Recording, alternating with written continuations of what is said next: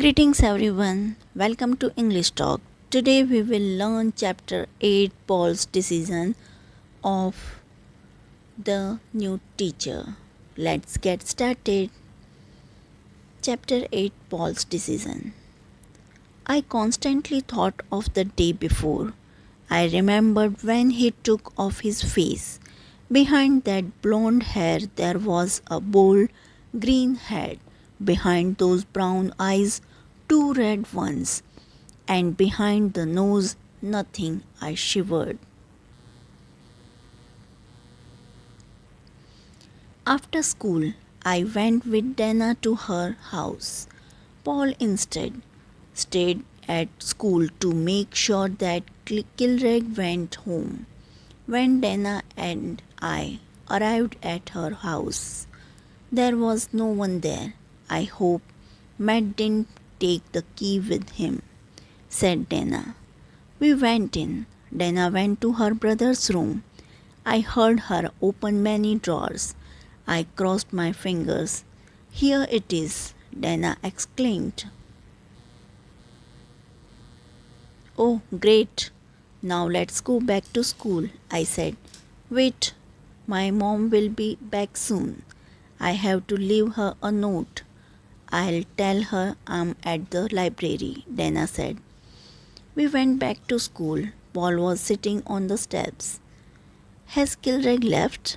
I asked. Yes, we can go in, Paul answered. We went up to the science lab. When we arrived, we noticed that the door was open. Someone was whistling inside. Oh no, it's the janitor, Paul whispered. Let's hide in the bathroom, Dana suggested. It's already been cleaned so we won't come in. We quickly entered the girls' bathroom and hid. After some time, the janitor walked away. We heard him go down the stairs. Okay, now, Paul said. We entered the lab and looked around. We opened the chemical cabinet with Matt's passport out and examined every container.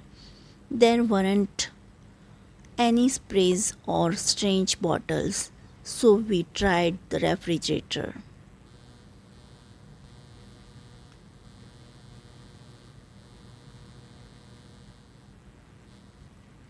What's this? I said. Inside the refrigerator there was a spray without a label. It was very difficult to open. It had a bizarre phosphorescence. Wow, it's probably Kilreg's hypnotizing spray. But how can we be sure? Paul asked. We have to be sure that it's the right one. An error could be fatal. I have an idea. I can try the spray on my dog, Fred.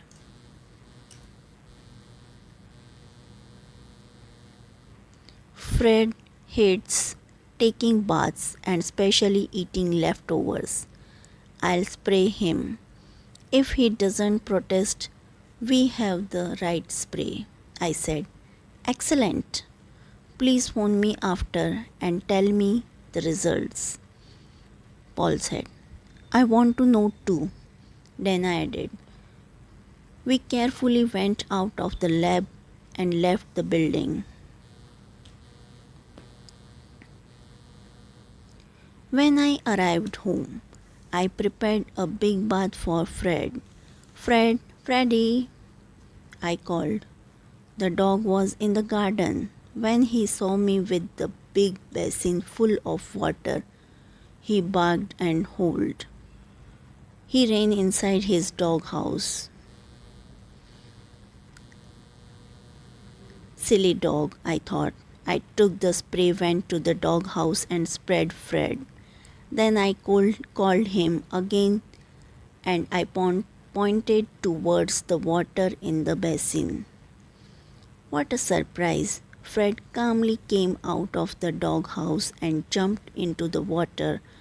After Fred's bath, I went to the refrigerator and took out some leftovers. I put them in his dish and gave it to him. Food time, Fred, I said. Fred saw the leftovers and didn't protest. He started eating. It was incredible. I immediately phoned Dana and gave her the good news. Then I phoned Paul. Hi, Paul, it's me. We have the right spray. Fred has been completely hypnotized. Great. Listen, can you come to my house now? I need to talk to you. There was something strange in his voice. Paul, are you okay? I asked. Yes, I'm fine. I'll tell you everything when you arrive, okay? Please come. It's important. I took the bus and arrived at Paul's house. He was alone as always. He was in his room with his cat, Apollo, in his arms. I want to go to Matrix with Kilreg, Paul said. What? Yes, I want to go to Matrix with Kilreg, Paul repeated. Are you kidding? You are crazy?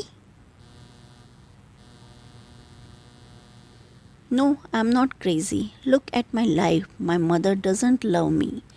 She went away and never wants to see me. How do you think I feel?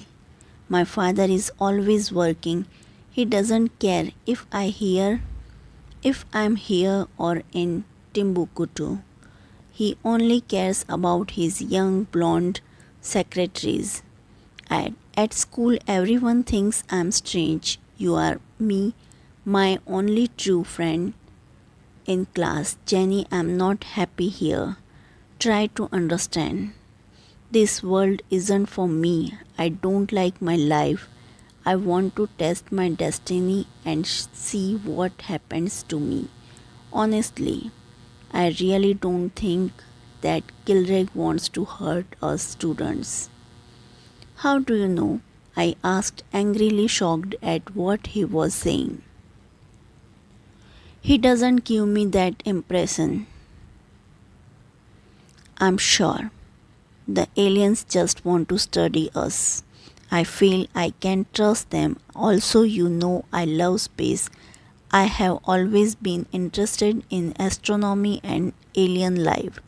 This is a fantastic opportunity to see life on another planet, in another galaxy. This is my dream. This opportunity will never exit again. If aliens come to Earth at the next intergalactic meeting, they certainly won't come to our town again.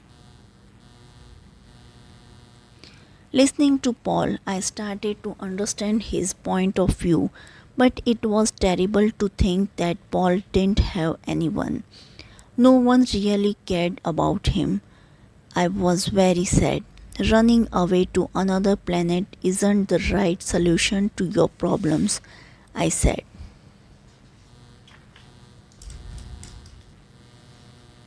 But I have tried to talk to my father about my problems. I have tried many times. Nothing has changed. Listen, I want to go to Matrix. I feel it's the right thing for me. Something inside is pushing me to go. Maybe going to Matrix was the best thing for Paul, although I still couldn't believe it. If you are convinced, but I'll miss you a lot. I'll never see you again, I said. Nothing is forever. You will see me again.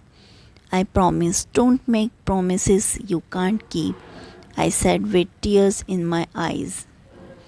Believe me, Jenny, sooner or later, when the next intergalactic door opens, I'll return and I'll have many new things to tell you.